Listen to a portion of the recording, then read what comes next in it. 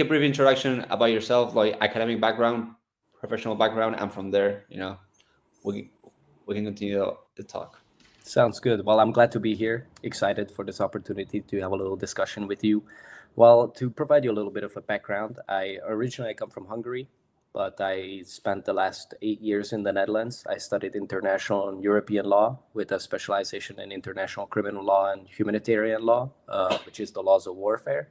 Um, and then I also did a master's program in transnational criminal justice. But currently, I am a student at ISDE Barcelona. I'm at the last stages of my studies there, where I study esports and gaming business. Mm-hmm. And professionally speaking, before I went into the esports industry, I was in compliance, anti-money laundering, and counter-financial crime. I worked both in fiat and cryptocurrencies, and I also worked with funds. So I mainly worked a lot with countering and stopping financial crime in the Netherlands. And then about almost 2 years ago now, I decided that like this is not exactly the path I'm looking to do. It was law, but it was not really law, and it was countering crime, financial crime, but it was not exactly what I wanted to do. So I decided to go on the Camino de Santiago in Spain, and that's where I realized that in my goal in life is to be happy and do what I want. And I have been a gamer all my life, basically ever since I was a really young kid, with the Nintendo 64. So I decided that this is what I want to do. I want to contribute to an industry that has brought me joy over the years, and that's why I decided to go apply at ISDA. I actually did my interview with them on the road while I was walking on the Camino. Mm-hmm. Well, now I'm here. Amazing, man, amazing. And like, what got you like interested in esports? Because I remember like Paul, like from ISDA, show me your profile. I was super impressed, and then I also like you also explained to me like your experience of studying abroad. Like, can you explain a bit like what got you attracted to esports? Yeah, of course. So there's two things mainly that got me Yeah. very interested. The first is I also went through the process that we help individuals go through at Esportian, but not through esports, but through ice hockey.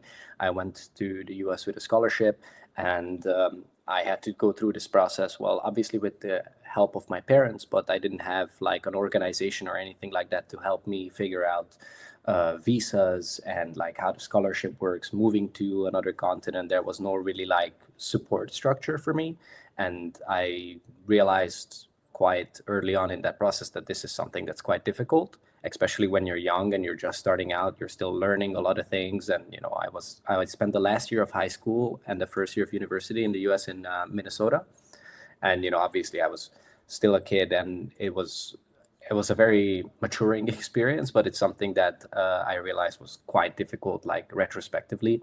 So I figured that first of all, Esportian is working in industry, and I wanted to be able to help other individuals to go through this process, but Mhm. with a support system.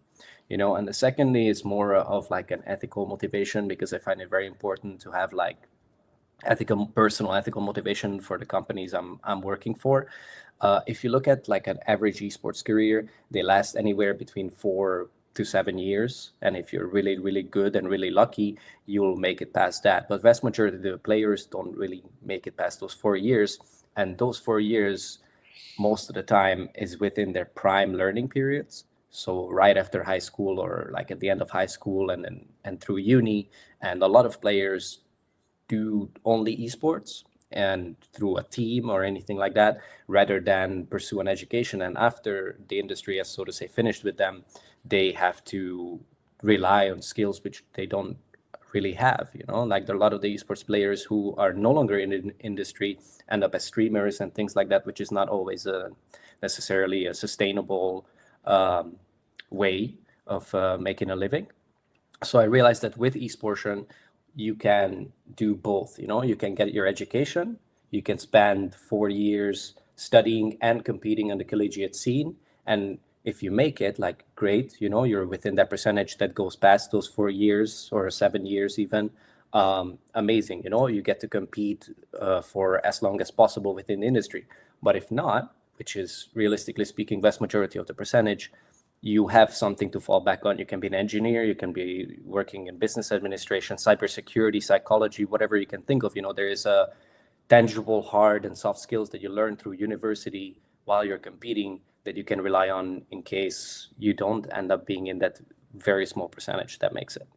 Yeah, and that was what amazed me when I was working in traditional sports recruitment. Like, because I used tennis, to like finance my studies in the US. And I also played like a bunch of video games, but I never saw them as a tool, just to have fun and because I wanted to get good at it, but without any further intention. So like now, that you have those same opportunities. Was a game changer for me to like push this project forward. But yeah, and how knowledgeable were you of the collegiate esports scene in NA before you started with us? Well, realistically, I knew a lot less than I know now. I was aware, especially remember when the first Overwatch team that was like big in NA got like hit like the industry news. I think in like 2018. I don't wanna say the exact year because I don't remember, but that's when I first found out like, okay, this is like they're starting to treat esports as a legitimate career path for a lot of people. So then I started looking into it more, and I found out that there are even programs that do specifically esports management and esports business and things like that, and also that the esports collegiate scene as a whole is growing, which was for me a very positive. It was very positive news learning that something that I never really considered becoming a professional player, because it's like I don't want to really see how my food is made. So like after that, it's not really fun anymore. It's not really fun. You're just working, and I never really wanted to like approach it from that side. But I was really happy to see that an industry which I love and followed for a long time, since like the Half-Life TV era. It was good to see that now it's gaining legitimacy, and it's growing, and I can see that people who are passionate and ambitious enough to do professional esports, like being a player, have a more stable way of doing it. Because realistically speaking, beforehand it was a lot more not just skill, but it was also a lot more luck and being at the right place on the right time. Yeah, especially in the collegiate scene, what we get not from the gamers but from like the esport players is like they use the collegiate scene like as a transition, which they call retirement. Retirement at 20 or 21. So yeah, and yeah, or those people that already peaked, they're like in the 25, 26, and they also want to get into university because like they don't know what's going to happen in 3 years. And you just mentioned Overwatch. What happened to Overwatch? Like It's basically gone. and Yeah. now it's still like for many years the collegiate scene like made it like still popular, but like now Marvel Rivals came, and all the students from Overwatch are going there, most of them, so like it's such a changing like environment. It's not like traditional sports where like it's like generational, like Yeah. it's very complicated. Yeah, you get the Counter-Strike, that is kind of generational, but like especially in this changing environment, at least in collegiate, like you don't have to be thinking, oh, what my next team is going to be the next split, like they get you in the collegiate program, and they want to see the esports directors want to see, okay, he's coachable, okay, he has a motivation, he fits with our values, like how can I develop him in the next 4 years? That's more about the collegiate scene rather than like, okay, you're not performing, bye. Yeah, exactly. It's a fast-moving industry, so I think it's good to have like a, so to say, safe space where players have like a more of a guaranteed position, so to say. And I think that's a very positive impact, because also collegiate has a very big influence over the grassroots. I mean, a lot of collegiate players who end up making it in the industry end up going pro, as in like S tier or first tier, depending on how you look at it. But I think it's very important to keep nurturing this environment, and it's still growing. And especially if you look at the news recently, like it's exploding, like a lot of more universities are taking it seriously and realizing that there is a lot of money in this industry, and not just the prize pools, but a lot of different stakeholders have a say in this. And I mean, gaming as a whole is bigger than music and movies combined, right? And I think video games make like $190 billion a year or something like that. So it's quite a big industry, and it's still growing. So it's nice to see that like the grassroots, like the core, because without grassroots and like without the lower level tiers, there is no professional tier. You have to start somewhere, and collegiate is already a more of a official path that you take, rather than just going to your local tournaments and hoping that you'll end up making it to the nationals and then being picked up as by a scout. Yeah. And what you just said, like, I got me thinking, how do you see like the near future of esports and the publishers? Like, in order to, facilitate organizations, to be, to be more profitable. Because like, it sounds like, from, we don't work in the pro space, but like, it sounds like organizations that work in the pro space like are very like always, like, have the publisher here on top of them. Like, so how do you see that evolving? Do you think the publishers will like have the same motivation to stay how they are, or are they going to be more flexible, or they're still like, how do you see that playing? Well, I think it depends a lot, on the specific game itself. I mean, obviously the publisher is king, like nobody owns football, but every video game is owned by a publisher. The IP holders, they're there, and they're gonna have to have a say. And I don't think the way forward is to take any rights away from them or anything like that. It's very important to keep a close conversation with the publisher. I think the more involved they are, some people might disagree, but I think involvement from the publisher side means that they care. This is something that they want to nurture. Because realistically speaking, esports is obviously it's competitive video games, but it's also an advertisement tool, and it's also a player retention tool. A lot of video games invest into esports because they want to make sure that their player count doesn't lower faster than anticipated. It's a good way to generate also people to get excited. Like if you look at Worlds for League of Legends, if you look at the player count after and during Worlds, it's always higher, because everyone's like, wow, this was really excited. The narratives were amazing. Maybe I should pick up League of Legends again, So in that part, it's very important to keep the publishers involved, because at the end of the day, they own the game. Without Riot Games, there is no League of Legends. So they have to be involved, I think, as a requirement. But also from another perspective, if you think about it, there's like three different types of systems, right? The closed, the semi-open, and the open franchise ecosystems. Like Riot Games and with League of Legends is a more closed environment where you have to buy in. But then, for example, PUBG and Counter-Strike, they're like semi-open systems where there's players or teams, that buy in, but then you can also qualify. And obviously there's a fully open system where, regardless of who you are, you can qualify as long as you have the skill, as a team. And I think all three of them have both their benefits and their drawbacks. Personally, I like the middle ground, the semi-open system. You have teams which buy in, they have guaranteed spots, which also guarantee a more healthy environment, because there is, top tier professional teams that have a guaranteed spot who will perform. But then you also give a chance for the zero to hero narrative, where teams with like smaller budgets and from like different regions can qualify and end up being, one of the top. And I think if you look at, for example, what Valve has done in this last year, they've changed the way their tournament organization policy works. Like they opened it up a little more, and they were more clear about like, look, we're the publisher.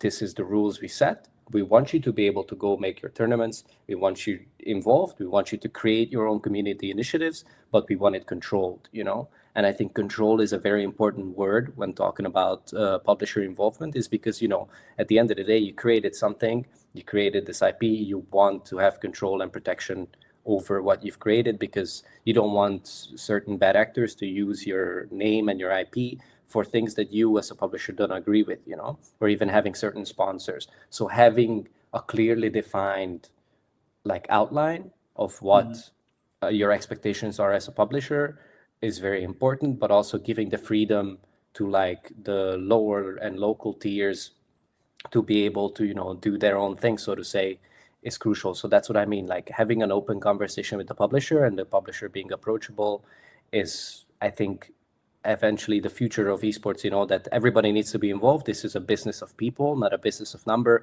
I think communication is number one. Amazing explanation, man. I couldn't have explained it. You couldn't have explained it better. And how do you see like each publisher like engaging with collegiate esports? Because like we know Riot is super involved. Some publishers could be more involved, but like how do you see the publishers in the collegiate scene? Do you think that they're gonna grasp more interest in it, or they're gonna still be on the back end? Like, how do you see that? I mean, I think esports is very much an industry where you have to like fight for your space and you have to make your own space happen. So the publishers will be more involved once more programs and more universities say, okay, here I am. This is what I provide. This is the level that we're at. How do you see collegiate sustaining your esports scene, you know, like more involvement from the publisher side, not necessarily monetarily, but also just like in support, you know, would be very beneficial, because then, you know, once the collegiate scene is like fully standing on firm legs, it can say, okay, hey Riot, hey Valve, hey whatever, you know, NetEase, I'm here and I have these and these and these numbers, you know, these are the KPIs I'm hitting consistently. How do you think you can benefit from me? And then when the publisher sees, okay, like, hell, there is a lot of viewership here, that eventually, you know, it's a marketing tool. So for us, could be really beneficial if we created, like, I don't know, to answer your question, a more clear path. Like, you know how in, for example, basketball, most players, at least in the US, they get drafted from college. You know, this could be also a potential way for publishers to say to their teams, like, hey, look at the collegiate scene, like, and to the tournament organizers, and say, like, start paying more attention, because they do the work for us already. So pay more attention and see if we can create a more clear path into the pro scene, because they're already working and competing on a professional level, albeit different. You know, it's obviously not S tier or top tier, but it is a professional league where you go through the same kind of lifestyle as a player as you would do in G2 or whatever, in a professional team. Because, like, for example, if we are looking at the publisher perspective, Riot Games, in their requirements when you're entering into the franchise, there's many requirements, obviously, but one of them is that you have to have a secondary division team or an academy team, you know. And I think collegiate, if the publishers are open to it, could be that second tier, you know. Like, they could say, like, okay, you don't have an academy team and you don't have a second division team, but you do have a collegiate team, you know, or that you performed in a collegiate team, then this could be a way to, like, introduce it as like a third step into that second league, the step before you enter into top tier, you know. Yeah. The thing is, the collegiate scene has to, agree into one ideal structure, because there's universities that are student-led orgs. There's programs that focus on like as much recruitment as possible, as many teams as possible. Some programs focus on like the traditional sports model, have like 2 or 3 video games, like teams, and really focus on the varsity and have an academy. So yeah, it has to evolve more, and we all have to be on the same page in order for also the publishers to be on the same boat. Yeah, I and I think completely that's agree. Yeah. And I think that's not just something that the collegiate scene suffers from. I think that's the esports scene as a whole. It's incredibly fragmented. Everyone's expectations are different, from game to game, and all the systems are different. Like Riot, that's the reason. One of the reasons why Riot doesn't even touch anything below the second tier. They're like, you guys figure it out. And I think once we have more regulation and law involved, that's when I think we will be able to like have a better understanding of like, okay, how do we do this collectively? what is the approach we can take together rather than each individual IP and each individual university doing their own approach and then trying to, so to say, compete with each other on being the most efficient or the best. So again, communication and doing this together is key. Mhm. And now going to like more like the student side, like can you like let us know like the 3 months that you were as a recruiter, like what were, what was your experience communicating with students? Sure. So first of all, it was honestly surprising to see in a lot of ways, but in a positive sense. Like it's great to see that there is a lot of students who are aware of their capabilities and like what they can do. Because like if you look at like or the pyramid of esports, the core of it, outside of fans, is the players. The players hold the most power, and they just don't really know it. But it was really great to see when I was talking to the students that like a lot of players do know their worth, like they know like, oh, look, I am already competing in these and these teams. I know what I'm capable of. I know what I can do and how I can hold my weight in an industry where it is really incredibly competitive.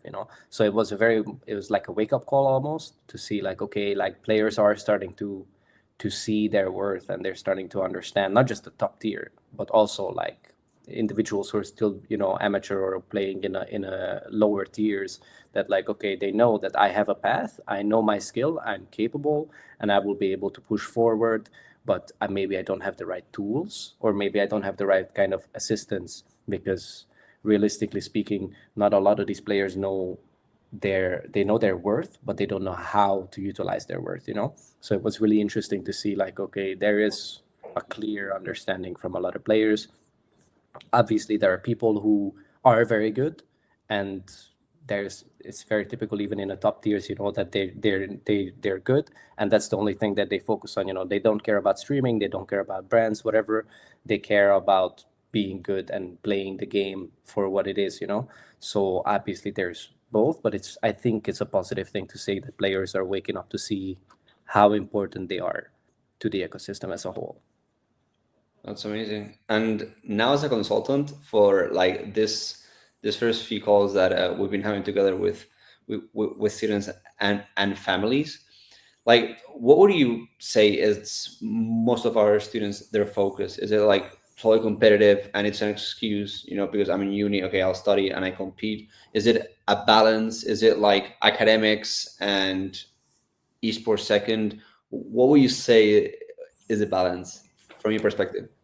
I think it's a little bit of a mix. I think it was very interesting to see that a lot of players talked to us already about their educational expectations, like they know that they want to compete professionally, but they also want a quality education. So it doesn't just matter like, oh, I'll go to any team that hires me. No, I would like to go to a university where I can learn this, this, and this, and I can, have like good career prospects and good options after studying. Sure, if I make it professionally, awesome. But in general, it's really good to see. Obviously, there are players who just want to compete, and that's what they want to do. It was a little bit of a mixed bag, but overall, I think a lot of people find it very important to find quality education while they're competing. At least from the clients we have talked to, it was for me a very like refreshing feeling to see that like, okay, they do care about what they want to study and where they do that studies or those studies. Yeah, especially, yeah, as I mentioned, makes like the last student that we signed like 2 days ago, like the Valorant coach from UK, he's a pro, but he's like, no, I want to go to academics. Esports is secondary, is great, but like academics, then you have these players that are like upcoming, and they were like, yeah, I want a program that's gonna take me to the next level, competitively. So it's, yeah, you can, yeah. It's a mixed bag. Yeah, Hmm. definitely. Yeah, yeah. And how do you see yourself like in the upcoming months as a consultant, like talking to the families? What do you think is going to be your approach? Because like most families are a bit ignorant, lack of information about the collegiate scene, and not even that, but like what their kid is doing, in the screen. Like I'm gonna explain like a story of like a student that we worked this year, or we're gonna place this year, like a RLCS player, okay, winning like thousands of euros a, a year, and their parents didn't even know. They said, Mm. "Yeah, I knew that he was playing a lot, but I didn't know that he was that good and he could get a scholarship and he was winning this money." So like, how are you planning to like navigate uh, that with the families? Sure. So both for the families and the players, like I want to be first and foremost a point of contact. Like I want to be able to provide them with as much information as possible, not just about the collegiate scene, but also the esports scene as a whole. To be able to provide an understanding of like how we work, but also how the industry works. Be realistic about their expectations and our expectations, and to ensure that they understand. Like you said, like you don't know that your kid is competing, but I know that they're competing. I know how the different structures work, and I can explain that these are your steps that you can take if you want to take this more seriously and see if they can make a living out of it. But if not, they can also do both. You can still facilitate their dream, and so to play professionally, but also put your mind at ease as a parent so that you can understand, like, look, okay, he or she is competing professionally, but they're also getting an education in psychology or whatever, and this is something that they have clear career paths after, because realistically, like I said earlier, not a lot of it doesn't work out for everybody. So it's important that the parents understand that yes, this is a big step, and it opens up doors to both directions, both in the professional esports scene, but also just professionally in general. Yeah. Uh, and there's not any more now. Maybe it could be our marketing efforts changed, or like people are more aware of these opportunities. But like before, it was like more like, no, but I don't want to study sports. Or the parents, does my kid has to study esports? It's like, no, no, no. Esports is a tool, that you can use to compete while you study, and finance your study partially, or in some cases fully, but not always. So like, I think like, now more and more, like, the players are getting more aware of the collegiate scene, so makes things much easier. Yeah. And yeah, but yeah, the parents, like, uh, like for example, a student, our first Smash Bros student that we signed, um Vidal, he was the best Robin in Europe. And I met him in an event, and his dad, okay, like always went with his kid. Mhm. The kid, every prize pool he won, it was like, okay, it's used to pay the hotel and stuff like that. So like, Mhm. parents like that support their kids like that. You see it in sports, but you don't Yeah. see it in video games. You're gonna see it more and more. Okay, that then it's like, uh, supporting your kid's passion, but like that was rare. So that really stuck with me. So yeah, let's Yeah. see. Yeah, It's also a cultural shift, I think. Like I think 15 years ago, a lot of people weren't proud of the fact that they play video games, and now it's like, it's cool. Like it's no longer something that, like, so to say, nerds do or whatever. It's just something that everybody does. So I think parents are also waking up, so to say, to the industry as a whole, and realizing it, like, okay, this is something that is legitimate, and I'm glad to see that, there are already parents who are fully supportive. I mean, if you this is not a gaming example, but Mr. Beast wouldn't be here today without his mom. Like without his mom's support, he wouldn't be here. He said so himself in an interview, and I think that just shows the example. Like, yeah, if your parents support your passion, then you're gonna be able to achieve your dreams. Because personally, I also wouldn't be here without my parents understanding what the industry is and why I'm interested in it. And as a kid, they just saw me play video games, and now they're like, okay, I obviously there was plenty of explanation needed, but now they understand, like, okay, this is a legitimate career path. yeah, and it also has to start in schools, Yeah. like, like legitimate as an extracurricular activity. There's such a large number of students that don't take part of an extracurricular activity, so they don't feel identified, but then they game. But Yeah. but but they game with friends, like at home. they go in Discord servers that then they gain more like countless hours with no supervision, with no clear structure on how to get better, improve at X or Y. So I guess it was like sports back in the day, but yeah, bit by bit, I think schools have to, like in the US and Canada, you see like the high school esport programs, like all the opportunities they provide, not only to competitive players, but like to students that are interested in like learning more about social media, events, like all this. It's amazing. It's amazing. I'm I'm gonna throw you a bit under the bus. Okay. What what um what region do you see next, like like growing more in the esports and education space? I mean, esports for sure, the Middle East, like I think that's the next big step. They have been heavily investing in the scene, both in professional, also collegiate, like educational part of Mm. esports. And I think that's where the next step is. I mean, Europe and NA has been in there. LATAM also has their own, but like the Middle East is like now breaking in as like, hey, we're the new big players. There is no longer just a couple of big dogs. We want to be one of them, and this is Mhm. why we're taking it seriously. So we're investing heavy, and I believe the Middle East is in a lot of ways a future for our industry. Yeah, interesting. Attila, to wrap it up, man, is there anything that I didn't mention that you would like to outline? Yeah, I mean, I would just want to talk a little bit about like my own personal motivation, not just for Yeah. Esportian, but the industry as a whole.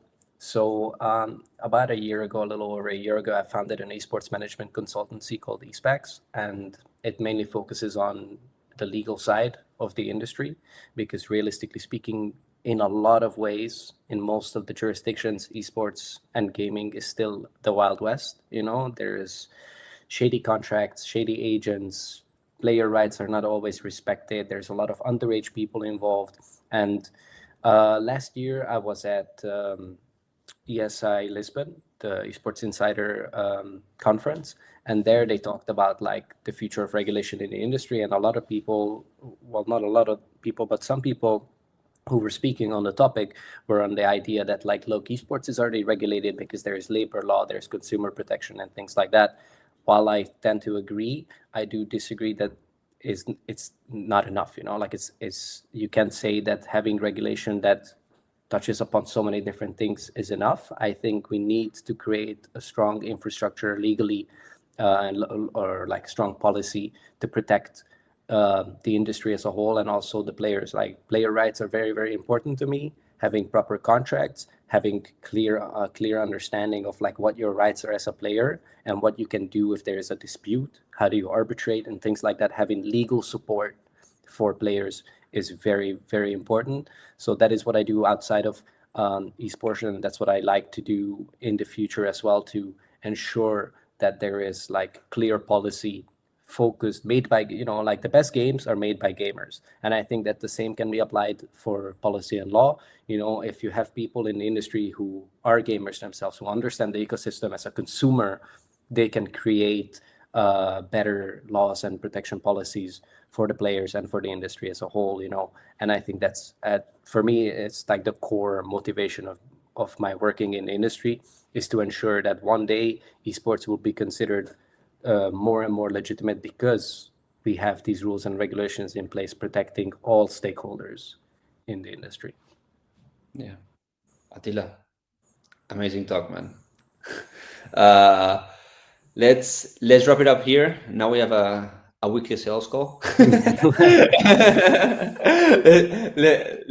continue with that, but it was amazing, and in a few months we can repeat again the talk. But Yeah, hey, I appreciate your time, man. I really appreciate the opportunity. It was really great talking with you. And yeah, honestly, I just really enjoyed it. So thank you so much.